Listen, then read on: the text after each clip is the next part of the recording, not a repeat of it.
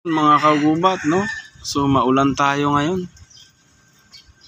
Magandang araw sa mga kapwa ko hunter, no?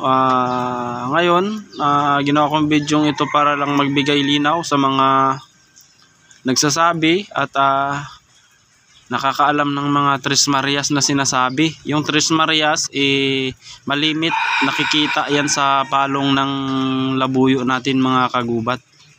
No, yung Tres Marias mga kagubat is natawag na Tres Marias sapagkat bilang yung palong niya na 3 piraso lamang ang tulis ng palong ng isang labuyo. Once na sumubra na yan, maliit man o malaki, hindi na yan siya Tres Marias mga kagubat. Doon tayo magbase sa puno hanggang dulo ng tulis ng palong. So ngayon, wala man ako may makitang Tres Marias sa inyo sapagkat wala akong Tres Marias na alaga mga kagubat. So yun, tumitila ako yung mga alaga ko mga kagubat.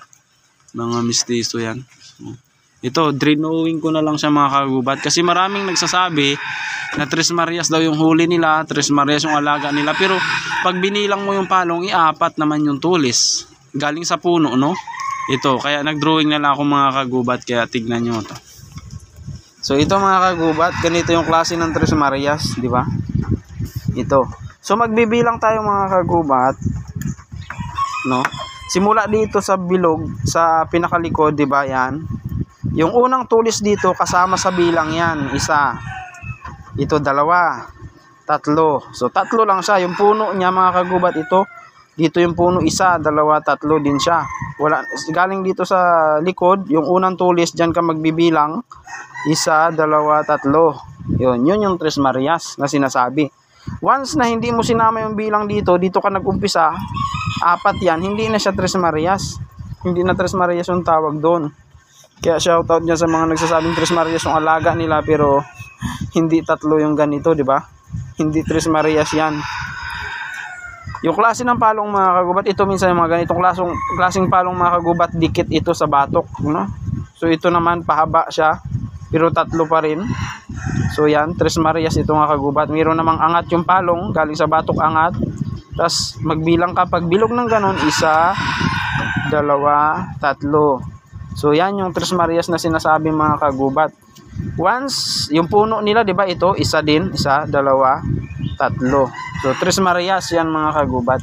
So meron na mga kagubat, ituro ko sa inyo, meron namang isang sabi na Tres Marias na kambalan siya, no?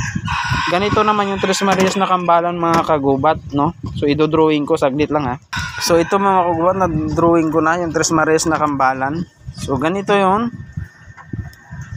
Galing dito sa puno, ito magbibilang ka, no? 1.